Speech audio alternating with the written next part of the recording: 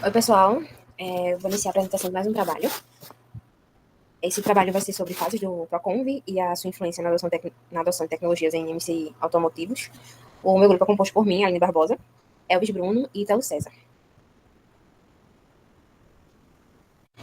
Bom, esse relatório é apresentado ao curso de Engenharia Mecânica, para a disciplina de Máquinas Térmicas 1, da Universidade Federal Rural de Pernambuco, na unidade do Cabo de Santo Agostinho, com o objetivo de compor parte da nota referente segundo a verificação de aprendizagem, orientado pelo professor Dr. Felipe Orlando Centeno Gonzalez. Bom, em resumo, os veículos automotores revolucionaram a mobilidade humana, oferecendo maior velocidade, conforto e capacidade de transporte em comparação aos meios de locomoção tradicionais. No entanto, essa tecnologia também trouxe consigo desafios ambientais, como a emissão de poluentes que prejudicam a saúde humana e o meio ambiente. E a crescente frota de veículos, ela, impulsionada pela industrialização e urbanização, intensificou a poluição atmosférica. Durante esse cenário, o Programa Nacional de Controle da Poluição Veicular, da CONV, foi instituído para estabelecer limites máximos de emissões e regular a produção de veículos no Brasil. Então, esse trabalho tem o objetivo de a gente apresentar as diferentes fases do Proconv e analisar a influência na evolução das tecnologias de motores a combustão interna. E também o foco vai ser nas adaptações exigidas para veículos leves e pesados a cada nova fase. Bom, aqui está nosso sumário do nosso trabalho. Iniciando com a introdução, a poluição do ar tem sido desde a primeira metade do século XX um grande e grave problema nos centros urbanos industrializados, com a presença cada vez maior dos automóveis que vieram a somar com as indústrias como fontes poluidoras. Desde o início da década de 1970, a CETESB já monitorava a qualidade do ar da região metropolitana de São Paulo e constatava crescente contaminação, então gerada pelo parque industrial e pela frota de veículos. No final da década de 1970, a RMSP ela apresentava elevada concentração de partículas totais em suspensão e dióxido de enxofre. E já se deslumbrava a crescente participação das fontes móveis no total da emissão de poluentes. Em 1981, havia cerca de 2 milhões e 500 veículos licenciados na região metropolitana de São Paulo. Em 1977, a CETESB inaugurou seu laboratório de emissão veicular, pioneiro na administração pública e um dos primeiros no Brasil. Então, ele elaborou estudos que diagnosticaram a contribuição dos veículos na poluição do ar. Então, de acordo com o IBAMA, por conta de sistemas de transporte coletivos inadequados, juntamente com o desenvolvimento social, assim como econômico no Brasil, gerando maior demanda de consumo e produção de bens, fez com que houvesse aumento da utilização de automotores para fins individuais. Como consequência, houve um aumento significativo de tráfego nas cidades, causando congestionamentos, com poluição sonora e do ar, gerada pelos veículos automotores, tendo como resultado a degradação do meio ambiente. Então, tudo está correlacionado. Os danos à saúde humana, assim como ao meio ambiente, geram a necessidade da aplicação de algum mecanismo para a gestão ambiental do país, ou seja, algumas medidas eficazes para que se tenha um maior controle da poluição veicular, para que esses danos citados sejam reduzidos. Então, devido à necessidade, né, é importante citar que, segundo o Instituto Brasileiro do Meio Ambiente e dos Recursos Naturais Renováveis, é a melhoria do poder aquisitivo dos brasileiros, sendo focada na ascensão das classes de média e baixa renda, decorrendo um crescimento de consumo de bens duráveis, entre eles os automotores, onde esse crescimento fez com que diversas fábricas de marcas relacionadas a automotores fossem instaladas no país, aumentando a produção de veículos em decorrência desse aumento de produção e consumo dos automotores. Então, somada à grande busca por automóveis, veio sim mais indústrias para o Brasil, o que contribuiu para a emissão desses poluentes. Então, por conta disso, foram implementadas políticas públicas efetivas para a redução dos danos causados pelas emissões dos poluentes. A partir disso, o Conselho Nacional do Meio Ambiente, o CONAMA, criou 2 programas por meio de resoluções que estabelecessem prazos, diretrizes e padrões legais de emissão para veículos de diferentes categorias, podendo ser tanto nacionais e importados. Esses programas eles foram programas de controle de poluição do ar por veículos automotores, que é o PROCONV, e o Programa de Controle da Poluição do Ar por motociclos e veículos simples, que é o PROMOT, para se adequar aos índices à realidade do Brasil. O PROCONV e o PROMOT ele se baseou na experiência internacional, tendo como principal meta a redução da contaminação atmosférica nas fontes móveis. Indo mais adiante, a partir da resolução da CONAMA, foram citados alguns objetivos. São eles: reduzir os níveis de emissão de poluentes por veículos automotores para atender os padrões de qualidade do ar, especialmente dos centros urbanos, promover o desenvolvimento tecnológico nacional, tanto na engenharia automobilística, como em métodos de equipamentos para ensaios e medições de emissão de poluentes, criar programas de inspeção e manutenção para veículos automotores em uso, promover a conscientização sobre a poluição do ar por veículos automotores, promover também a melhoria das características técnicas dos combustíveis líquidos disponíveis para a frota nacional de veículos automotores, visando a redução de poluentes emitidos na atmosfera, e estabelecer condições de avaliação dos resultados alcançados. Então, a redução dos níveis de emissão de monóxido de carbono, hidrocarbonetos, aldeídos, óxido de nitrogênio, fuligem, álcoois, né, material particulado e outros compostos que são poluentes.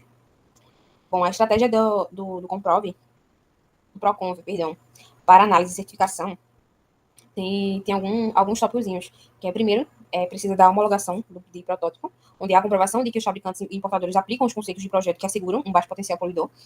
Posteriormente, tem um controle de produção e importação, que é o acompanhamento estatístico das linhas de produção, para que se assegure uma baixa dispersão dos índices de emissão na atmosfera.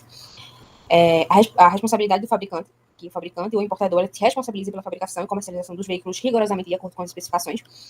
Requisitos de manutenção, que o fabricante deve recomendar aos usuários e ao serviço de assistência técnica todas as ações e procedimentos de manutenção e regulagem necessários ao atendimento e à conservação dos limites máximos de emissão.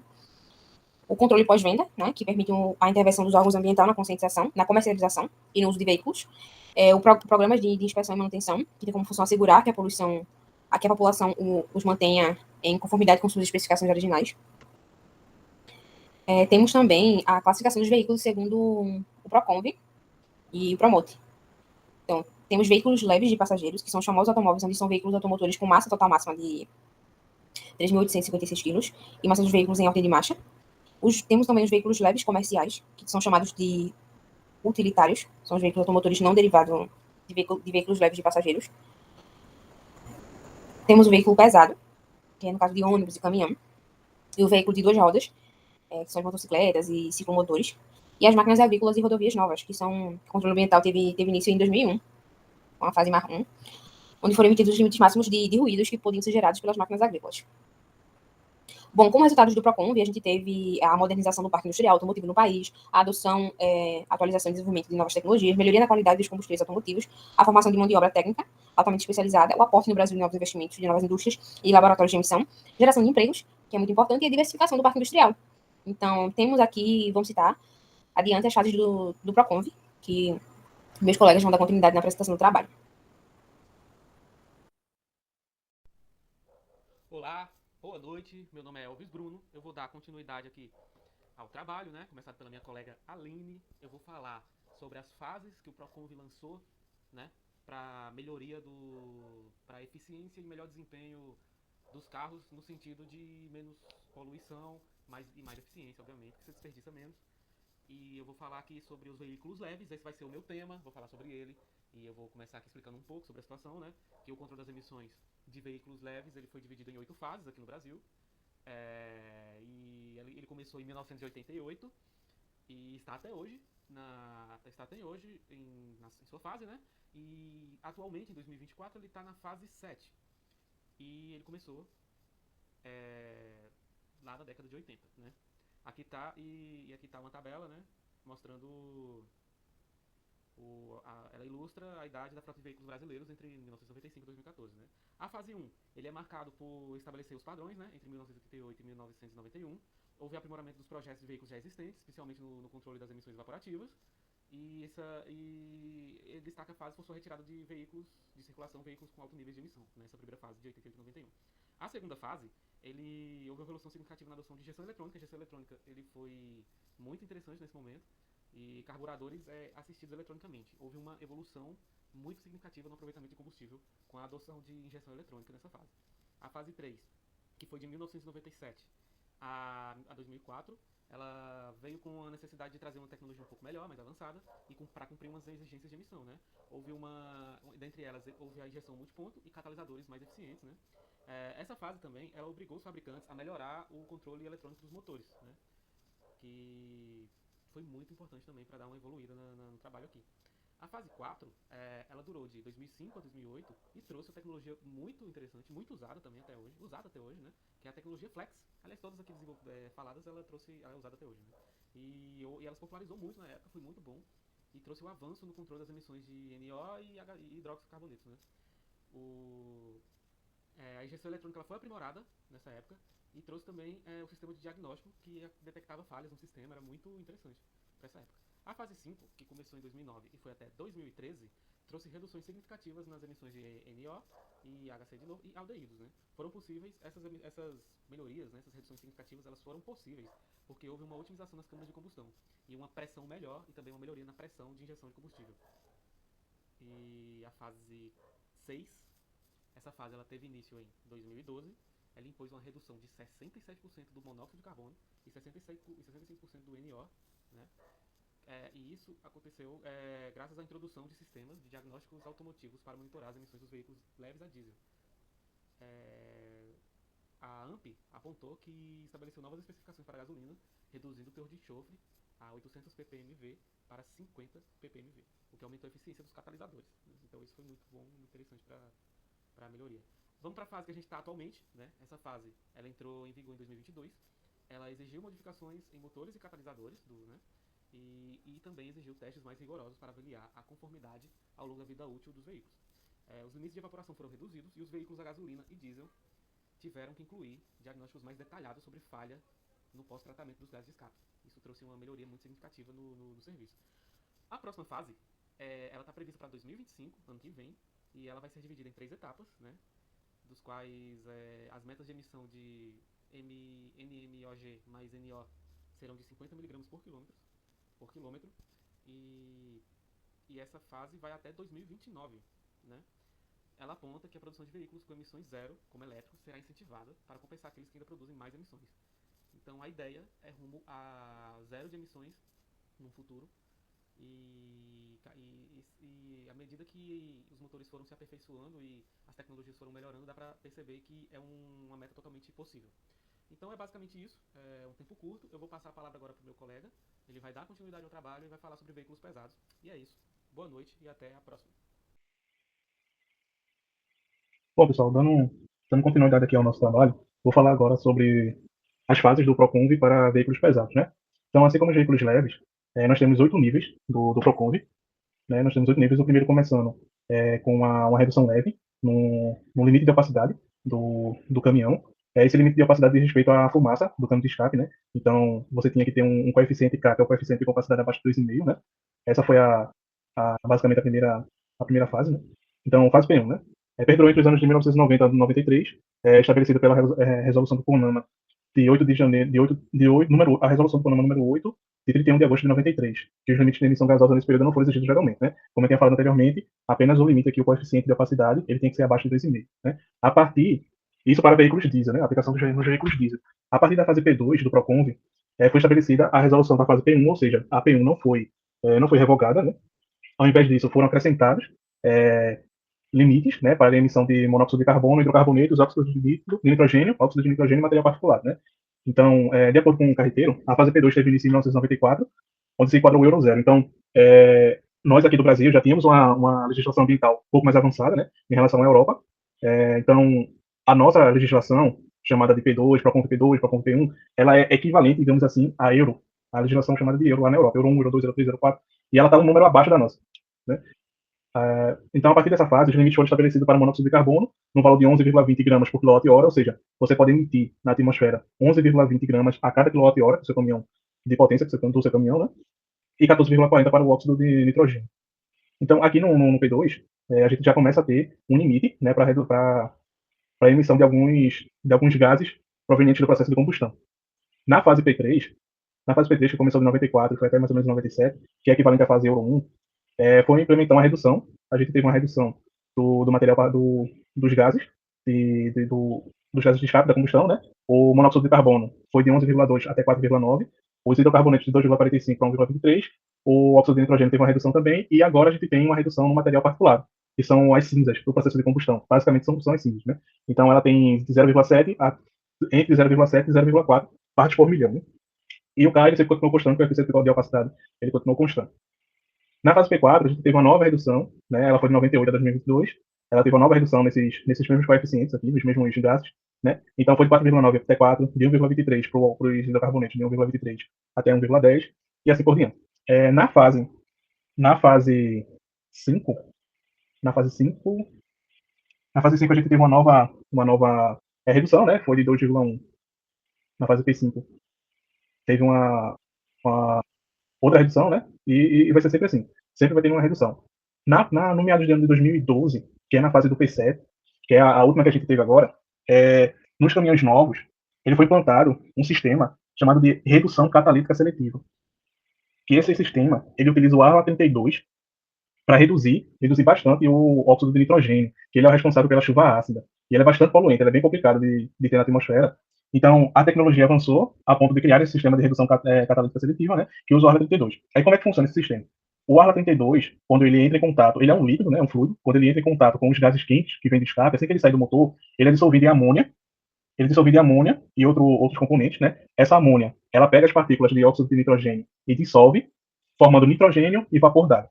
Então, ela pega algo que é extremamente nocivo para o meio ambiente e transforma em nitrogênio e vapor d'água, que é algo inofensivo, né? Então, o sistema com a 32, basicamente, tem todos os caminhões têm essa tecnologia, né? E veículos mais antigos, né, que não se enquadram nessa norma, ou seja, veículos com fabricação antes de 2012, eles não são obrigados a ter esse sistema de redução catalítica seletiva, né? A não ser que eles tenham alguma adaptação, né, para isso. Bom, a fase P8, essa fase que começou a vigorar agora, né, no ano de 2022, bem recente, para novos modelos de caminhões e ônibus. Já em 2023, essa fase vai valer para todos os modelos fabricados e comercializados no Brasil. Modelos pesados, né, com veículos pesados. Essa fase vem da resolução CONAMA 2018, que estabelece menores emissões de poluentes no segmento automotor. Esse programa contribui para a modernização dos motores, né, porque influencia na adoção de novas tecnologias, de melhoramento dos processos, dos processos do combustão, por exemplo, né?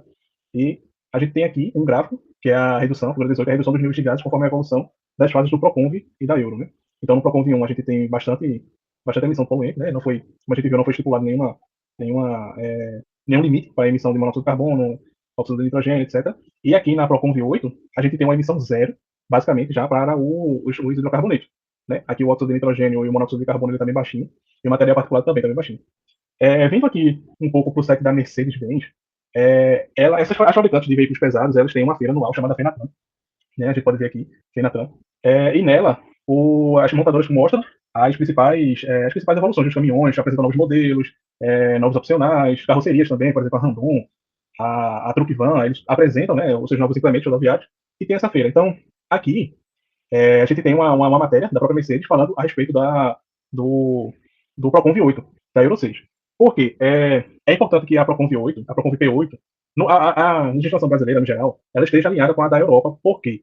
Porque o projeto dos caminhões, ele não é brasileiro, ou seja, a fabricante não é daqui. A gente importa a tecnologia, importa o projeto para cá, a gente só monta. Então, numa dessas reportagens lá, o pessoal da Mercedes falou que é o seguinte: um dos problemas que eles encontram para ter como é que eu posso dizer, adaptação da Euro 6 para a Proconv P8 é o combustível que é usado aqui no Brasil, que ele tem muito biodiesel. Ou seja, o que eles fizeram foi o seguinte: eles mexeram no processo de combustão do caminhão, ou seja, eles melhoraram a eficiência da combustão para eles terem certeza de que iam sair os gases exatos que deveriam sair, que é para o sistema de coleta, por exemplo, o que eu tinha falado, redução catalítica seletiva, eles funcionarem perfeitamente. Porque lá na Europa o combustível é diferente e os gases da combustão são diferentes e, por causa disso, você tem que adaptar para a legislação brasileira, né? Então, aqui falando um pouco da matéria, eles dizem que as novas linhas de 2023 de caminhões e ônibus, com a tecnologia Bulltec 6, assegura a redução de 80% das emissões de óxido de nitrogênio, que é com o sistema essa redução é com o sistema do ARA32, né? 50% na emissão de material particulado, em relação ao Proconv P7, né, que é o Euro 5, e também eles fizeram um novo motor no modelo Acros, no modelo Arox. Esses motores reduzem o consumo de combustível até 8% na comparação com o motor Euro 5. Né? Então você pode ler aqui a matéria, tem mais sobre a tecnologia, né? E tem outras fabricantes também, a Iveco, a Volkswagen, eles fazem eles mostram ao público, né, as evoluções dos caminhões, principalmente essa questão de meio ambiente.